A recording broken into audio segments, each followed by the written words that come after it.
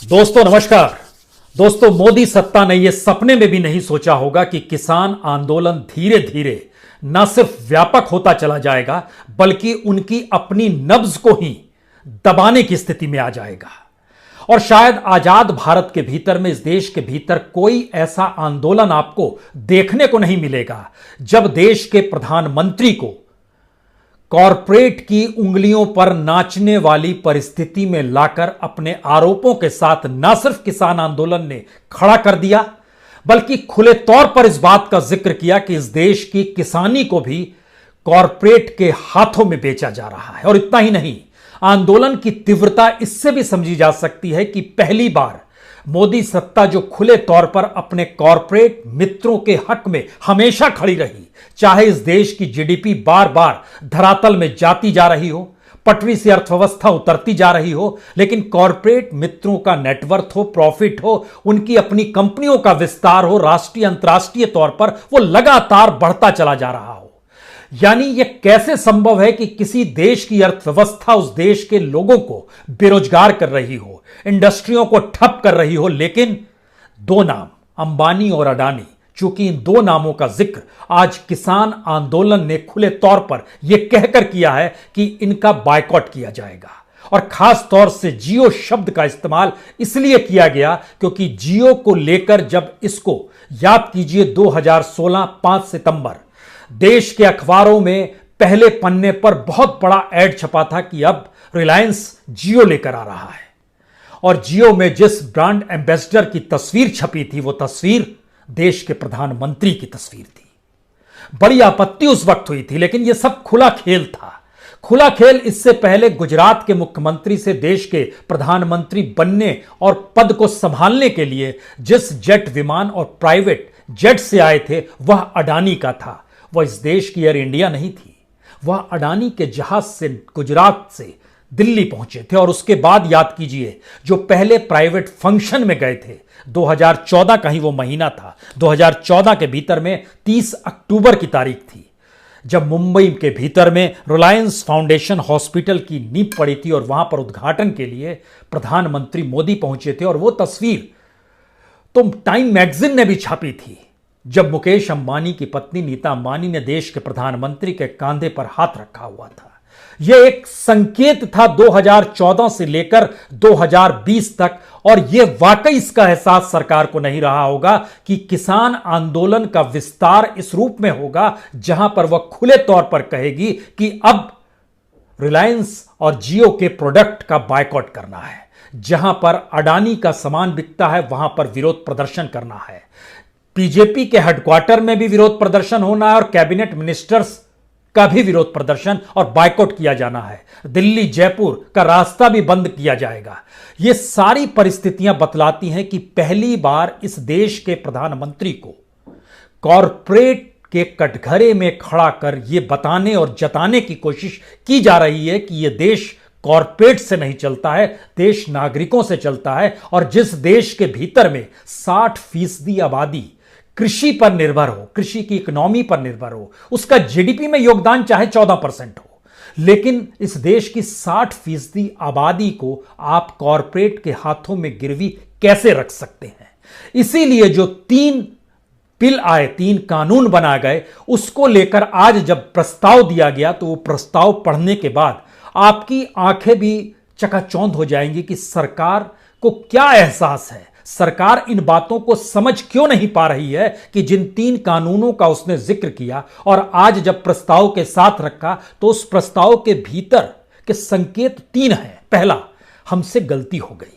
दूसरा, पहली गलती यह हो गई कि हमने आपसे कोई बातचीत नहीं की और चीजों को ले आए। दूसरा, संसद के भीतर में हमने जो वोटिंग करने की स्थिति में नहीं आए और विपक्षी राजनीतिक दलों को बोलने तक का मौका नहीं दिया गया और वहां पे चीजें पास करा दी गई। खासतौर से राज्यसभा की स्थिति बता रहे हैं। और तीसरी स्थिति है, ये तमाम गलतियां हैं लेकिन बावजूद इसके कानून वापस नहीं लेंगे, उस पर कुछ पैबंद लगा देंगे। और पैबंद की फेरिस्त जो है वह इतनी हास्यास्पद है कि हम एमएसपी लिख कर दे देंगे। कल्पना कर सकते हैं जिस देश के भीतर में सिर्फ 6% किसान और किसानों की संख्या जब हमने सरकारी आंकड़ों के जरिए जोड़ी तो पता चला सिर्फ 50 लाख किसानों को ही एमएसपी का लाभ मिल पाता है। उस आंकड़े पर आए उससे पहले मंडी को मजबूत करेंगे, लेकिन पैरेलल में प्राइवेट मंडी को भी खड़ा करेंगे। प्राइवेट परिस्थिति में इस देश के पीएसयू को सेल किया जा रहा है, बेचा जा रहा है, खुले तौर पर उनको नीलामी हो रही है, कौड़ियों के मोल नीलामी हो रही है। तो मंडियों की स्थिति कैसे बचेगी और कैसे मजबूत करेंगे? एपीएमसी का संशोधन करने की जो बात है उसमें वो संशोधन आप कैसे करेंगे? वहां पर जिक्र हो रहा है कि अब हम टैक्स जोड़ेंगे, सेस जोड़ेंगे, लेकिन दूसरी तरफ प्राइवेट पूंजी जब इस बाजार के भीतर में घुसेगी तो उसी की चलेगी। और सरकार कह रही है जी नहीं, सरकार अपने तौर पर एमएसपी की कीमत पे ही खरीदेगी। और सरकार अगर इसके पैरेलल में कल राशन के दुकानों तक भी अनाज पहुंचाने की जिम्मेदारी कॉरपोरेट को दे देगी तो सरकार क्या खरीदेगी? कहने भर की बात है, ये कोई भी समझ सकता है। जिन बातों का जिक्र है उसमें बहुत साफ है, हम किसान ट्रिब्यूनल बना देंगे। इस देश के भीतर में रेप को लेकर जो ट्रिब्यूनल 2013 में जिसका जिक्र किया गया था, उस ट्रिब्यूनल की स्थिति इस देश में फास्ट ट्रैक अदालतों के तहत भी जब ऐसे संवेदनशील मामले निपटाए नहीं जा सके हैं तो फिर किसानों के मामलों के लिए ट्रिब्यूनल बनके क्या होगा? और अगर वो सिविल कोर्ट में भी चले जाएंगे तो सिविल कोर्ट में जहां 1,90,00,000 से ज्यादा मामले लंबित पड़े हुए हैं उसकी फेरिस्त और बढ़ जाएगी। एसडीएम की स्थिति इस देश में क्या है वह भी किसी से छुपा हुआ नहीं है। कॉन्ट्रैक्ट फार्मिंग को में संशोधन कर देंगे। कैसे संशोधन कर देंगे आप कॉन्ट्रैक्ट फार्मिंग में? कॉन्ट्रैक्ट फार्मिंग का मतलब पूंजी से जुड़ा होता है। दरअसल ये पूरी फेरिस्त जो है हमें लगता है एक बार इसको जरा देख लीजिए और देखने के बाद स्थितियों को समझने की कोशिश कीजिए कि दरअसल यह प्रस्ताव लुटियंस की दिल्ली से निकलता है तो इसका मतलब है यहां बैठे मंत्रियों को, नौकरशाहों को इस देश की किसानी की जानकारी नहीं है। उन्होंने उस जमीन को नहीं देखा है, कितने मुश्किल हालात में किसान खेती करता है। वह यह भी नहीं जानते हैं कि खेती में कितनी लागत होती है और एमएसपी का मूल्य क्या दे पाता है, दे भी पाता है कि नहीं दे पाता है। इन बातों का जिक्र इसलिए जरूरी है कि इन प्रस्तावों की फेरिस्त को देखिए, एक एक करके जरा देखते चले जाइए। 20 पेज का यह प्रस्ताव यह बताने के लिए काफी है कि लुटियंस की दिल्ली को किसानी के बारे में कोई समझ नहीं है। चाहे वो भूमिका में जिक्र किया गया हो, उसकी पृष्ठभूमि बताई गई हो, उसका उद्देश्य बताया गया हो, या फिर उसके बाद जो प्रस्ताव एक एक करके लाया गया है वह भी बेहद रोचक है। क्योंकि जिन बातों का प्रस्ताव में जिक्र किया गया उसको अगर सिलसिलेवार तरीके से देखिएगा तो निजी मंडियों का जिक्र है, वहां पर एपीएमसी मंडी में लागू सेस और टैक्स निर्धारित कर देंगे। उसके बाद यह जिक्र करते हैं कि पैन के साथ हम रजिस्ट्रेशन भी कराएंगे। इसके बाद यह जिक्र करते हैं कि सिविल कोर्ट में भी आप जा सकते हैं।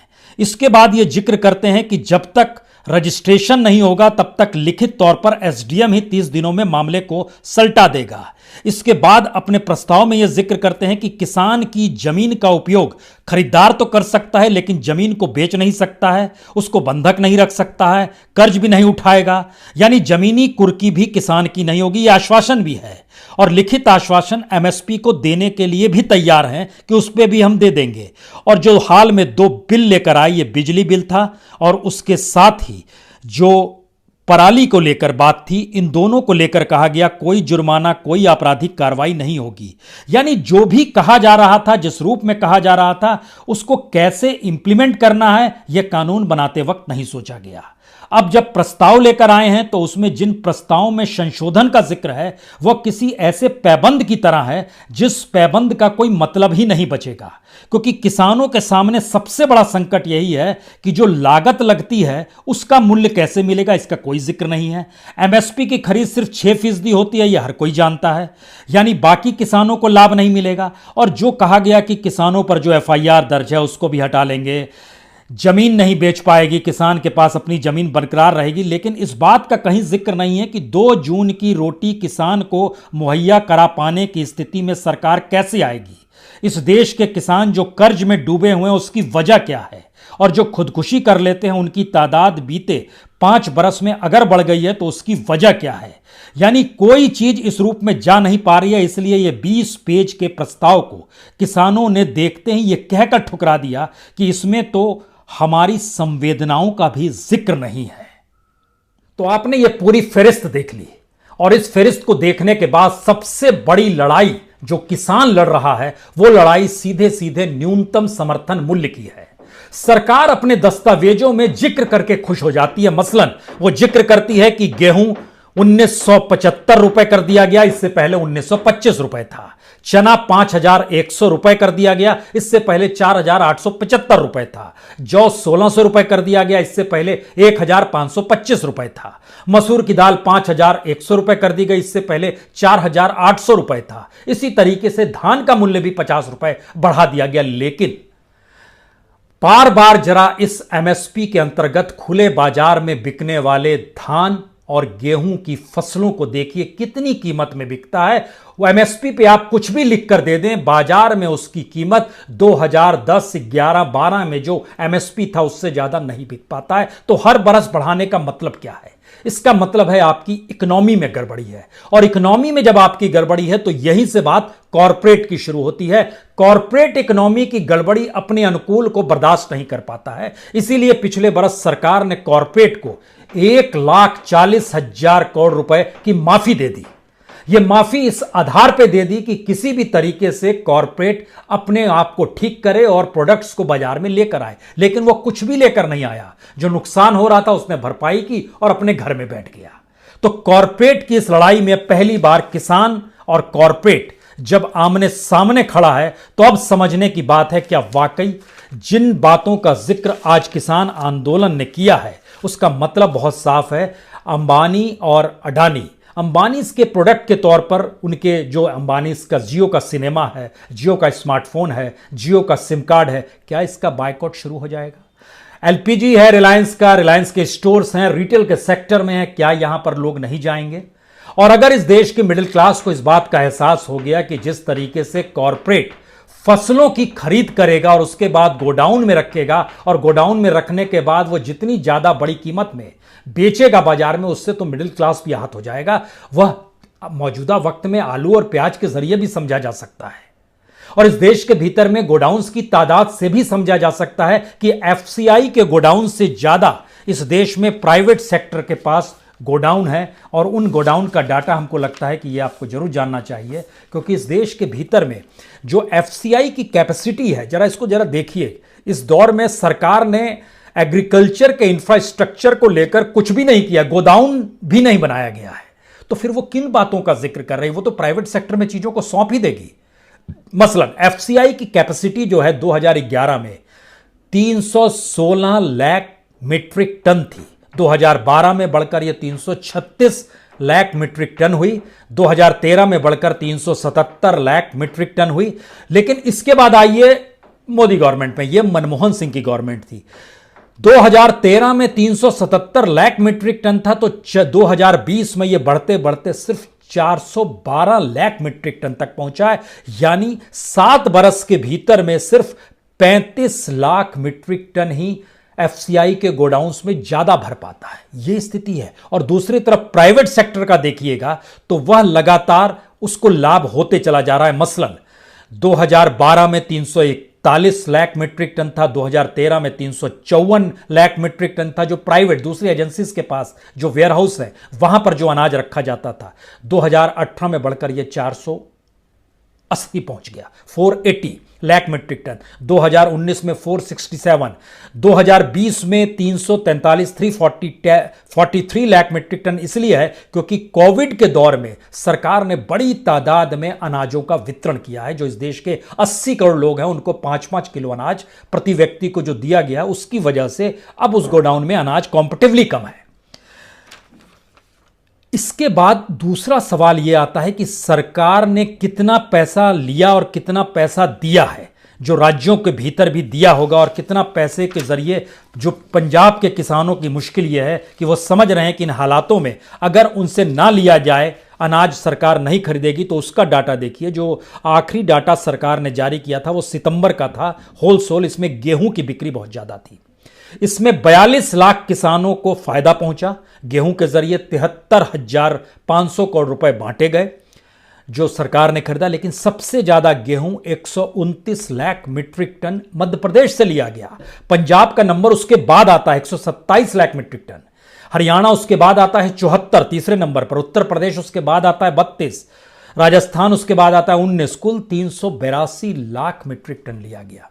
यह मुश्किल और बढ़ जाएगी, यानी एमएसपी पे कोई लेगा नहीं, स्थिति और बिगड़ेगी। बाकी राज्यों की स्थिति तो नाजुक है ही, उसमें बताने की जरूरत नहीं है। लेकिन जब आप चावल यानी धान पे आइएगा, तो धान की फेरिस्त में जो सितंबर में जो खरीदारी हुई थी, उसमें टॉप पर तेलंगाना है 64 लाख मीट्रिक टन, दूसरे नंबर पर आंध्र प्रदेश है 31 लाख मीट्रिक टन, ओडिशा उसके बाद 14 लाख मीट्रिक टन है, तमिलनाडु 4 लाख मीट्रिक टन है। कुल मिला के 119 लाख मीट्रिक टन सितंबर में खरीदा गया था। सवाल है कि धीरे धीरे किसानों की स्थिति नाजुक हो रही है। सवाल है कि राज्य भी अब एमएसपी पर अनाज खरीद पाने के लिए उनकी इकोनॉमी डगमगा गई है, वो खरीदने की स्थिति में नहीं आ पा रहे हैं। सवाल है अब इसके आगे का रास्ता किसानों के सामने क्या जाता है। किसानों ने जो नाम ले लिया अंबानी और अडानी का, इसका मतलब बहुत साफ है कि उन्होंने उस नब्ज को दबा दिया है जो इस राजनीतिक सत्ता, मौजूदा प्रधानमंत्री मोदी जो हैं उनकी जो सत्ता है उस पर उंगली रख दी है। क्योंकि अगर भारत के भीतर में कॉरपोरेट के प्रोडक्ट्स का बायकॉट किसानों ने शुरू किया और होते होते लोअर मिडिल क्लास और अपर मिडिल क्लास तक पहुंच गया, तो फिर स्थिति नाजुक हो जाएगी। क्योंकि अडानी एडिबल ऑयल बनाते हैं, फूड एडिबल ऑयल्स बनाते हैं, जो अलग अलग फॉर्च्यून है, किंग सोयाबीन है, ऑयल है, इसके अलावा उनके दुनिया भर की चीज़ें हैं जो प्रोडक्ट्स के तौर पर है। रिलायंस के भी प्रोडक्ट्स हैं जिसमें खासतौर से रिटेल के सेक्टर में जिक्र किए गए, तो Reliance fresh, Reliance smart, Reliance market, Reliance digital, Reliance jewel, वो तो ज्वेलरी में भी आ गया है, रिलायंस ट्रेंड्स जहां पर कपड़े खरीदे जाते हैं, जो कि तमाम मॉल्स के भीतर में आपको दुकान नजर आएगी। दुनिया की अलग अलग जो बड़ी कंपनियां हैं उसमें भी रिलायंस का पैसा लगा हुआ है, जैसे अरमानी है, जैसे बॉस है, जैसे डीजल है, जैसे मार्क एंड स्पेंसर है। ये एक फहरिस्त है उसकी। ये बताने के लिए काफी है क्या पहली बार इस देश के भीतर में किसानों ने लड़ाई उस कॉरपोरेट से शुरू कर दी है जिस कॉरपोरेट की पूंजी तले इस देश की पॉलिटिक्स चल रही थी। पहली बात, इस देश के किसानों ने उस नब्ज को दबा दिया है जिसके जरिए इस देश की इकोनॉमी को पटरी से यह कहकर उतारा गया कि हम 5 ट्रिलियन तक पहुंच जाएंगे, क्योंकि कॉरपोरेट को लाभ देंगे तो कॉरपोरेट रिटर्न भी देगा।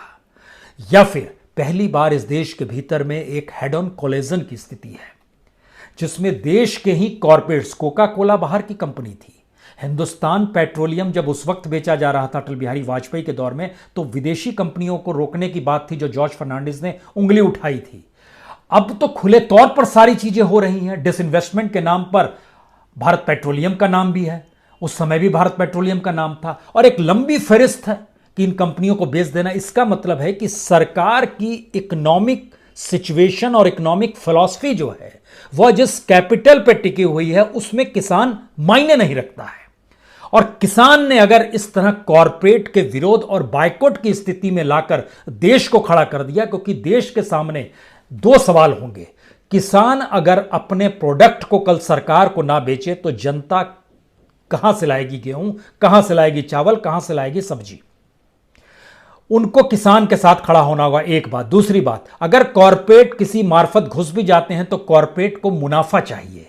वह सब्सिडाइज रेट पर तो अनाज और फसल नहीं बेचेगा, उसको इस रूप में बेच भी नहीं सकता है क्योंकि उसका प्रॉफिट घट जाएगा, और प्रॉफिट अगर इस रूप में नहीं होगा तो वो कॉरपोरेट फिर सरकार को क्या रिटर्न करेगा। यह भी एक साइकिल है, इसको भी ब्रेक लगा दिया गया।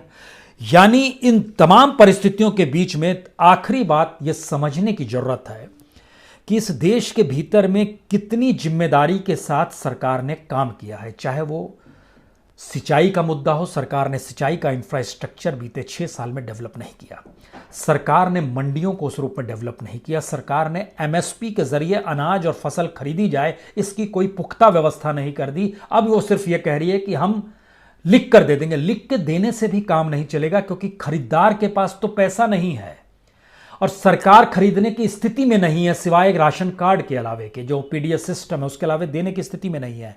इतना ही नहीं, आपको जानकर हैरत होगी, जो एमएसपी तय करने के लिए जो commission for agriculture cost and prices है, जो एक ऑर्गेनाइजेशन बना हुआ है, उसमें 5 सदस्य होते हैं।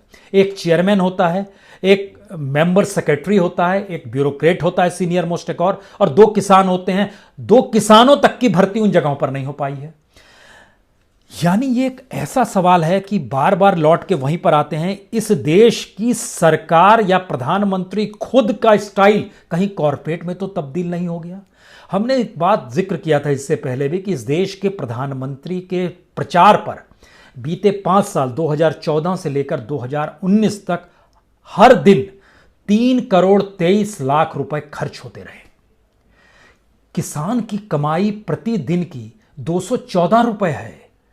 604 रुपए पंजाब के किसानों की कमाई आती है, लेकिन यहां 3 करोड़ 23 लाख रुपए प्रतिदिन प्रचार में उड़ाए गए। और जो विदेशी यात्रा प्रधानमंत्री ने की है, जब हमने उसका एवरेज निकालना शुरू किया, वह पता चला कि हर दिन विदेशी यात्रा का जो खर्चा था वो 25,44,427 करोड़ रुपए, 25,44,427 यह हर दिन खर्च हो रहा था, लगभग 25.5 लाख रुपए। और इसको जब आप कन्वर्ट कर दीजिएगा कि 5 साल में कितना खर्चा हुआ, तो तकरीबन 465 करोड़ रुपए विदेशी यात्राओं में खर्च हुए हैं। यह रईसी कोई कॉरपोरेट या बड़ा बिजनेस टाइकून कर सकता है। भारत जैसे देश में जहां न्यूनतम की लड़ाई किसान लड़ रहा हो, वहां पर जहां बेरोजगारी की परिस्थितियां सबसे विकट आजादी के बाद से हो चली हो, जहां सबसे नीचे जीडीपी चली गई हो, वहां पर यह रईसी कैसे संभव है? इसका मतलब है कि इकोनॉमिक रिफॉर्म में गड़बड़ी है। और इस देश के जो नीति आयोग है, नीति आयोग के सीईओ अमिताभ कांत जब कहते हैं कि हम लोग मैक्सिमम डेमोक्रेसी को जी रहे हैं, इसी वजह से रिफॉर्म नहीं हो पाता है, तो हमें लगता है कि लौट चलना चाहिए आजादी के तुरंत बाद, जब प्लानिंग कमीशन बनी थी। मोदी सत्ता ने तो प्लानिंग कमीशन खत्म कर दी और नीति आयोग बनाया, जिसके सीईओ कहते हैं कि डेमोक्रेसी को भी अब छोटा कर देना चाहिए, तभी हम रिफॉर्म कर पाएंगे। उस वक्त जब प्लानिंग कमीशन ने पहली बार बताया था और पार्लियामेंट में आके नेहरू के मंत्री ने जानकारी दी थी कि 16 आने प्रति व्यक्ति आए हैं, तो उस वक्त राम मनोहर लोहिया ने आपत्ति की थी कि ये झूठ बोल रहे हैं। और एक लंबी बहस हुई, और उस लंबी बहस के बाद राम मनोहर लोहिया जो समाजवादी थे, उनकी जो पूरी टीम थी, उन्होंने जब एनालिसिस करना शुरू किया और पार्लियामेंट में जो सबसे लंबा डिस्कशन चला, आखिर में सरकार को मानना पड़ा, आप ठीक कह रहे हैं, यह 16 आने नहीं है, वो घटाते घटाते 11 आने पर आए। लेकिन राम मनोहर लोहिया लगातार कहते रहे कि यह भी झूठ है। यहां तो बात यह है कि उन्होंने बात 3 आने से शुरू की थी, उन्होंने कहा 9 आने से ज्यादा संभव ही नहीं है। तो प्लानिंग कमीशन को भी अपने डॉक्यूमेंट्स ठीक करने पड़े थे उसके बाद। और आज की स्थिति यह आ गई है कि नीति आयोग उसके बदले कहता है कि यह देश मैक्सिमम डेमोक्रेसी को जी रहा है। किसान की लड़ाई और किसान का संघर्ष इस देश के भीतर में हमें पता नहीं क्यों आखिर में याद आ रहा है राजीव गांधी का सत्ता काल, जो बेहद ठसक के साथ, अति लोगों के साथ, पावर के साथ टिका हुआ था, लेकिन बफोर्स अचानक उसका जिन निकला और वो सरकार ढह के गिर गई, जिसके पास 400 सांसद थे। मौजूदा सरकार के पास भी गठबंधन के साथ 350 सांसद हैं और खुद उसके 303 सांसद जो 2019 में जीत कर आए। लेकिन किसानों का यह संघर्ष जब सत्ता को ही बना चुका हो कि आप कॉरपोरेट की उंगलियों पर नाच रहे हैं और कॉरपोरेट की उंगलियों और उनके शिकंजे में हमें भी डाल रहे हैं, तो इसका मतलब है यह लड़ाई बड़ी और व्यापक है। यह रास्ता संघर्ष का तो जरूर है। सवाल इसमें यही है कि संयम और जुड़ाव और सरोकार किसके ज्यादा तेजी से बढ़ेंगे, क्योंकि प्रचार तत्व के आश्रय जो तमाम मीडिया को अपने भोंपू के तौर पर मौजूदा सत्ता ने इस्तेमाल करना शुरू किया है, कुछ दिनों के बाद मीडिया के भीतर भी यह सवाल होगा कि अगर उन्हें लोग बायकॉट करेंगे, देखेंगे नहीं, क्योंकि जब अंबानी और अडानी का बायकॉट हो सकता है तो इन न्यूज चैनलों की क्या बिसात। संभलना इन्हें भी है और कुल मिलाकर इस देश को संभालना है। बहुत बहुत शुक्रिया, बहुत बहुत शुक्रिया।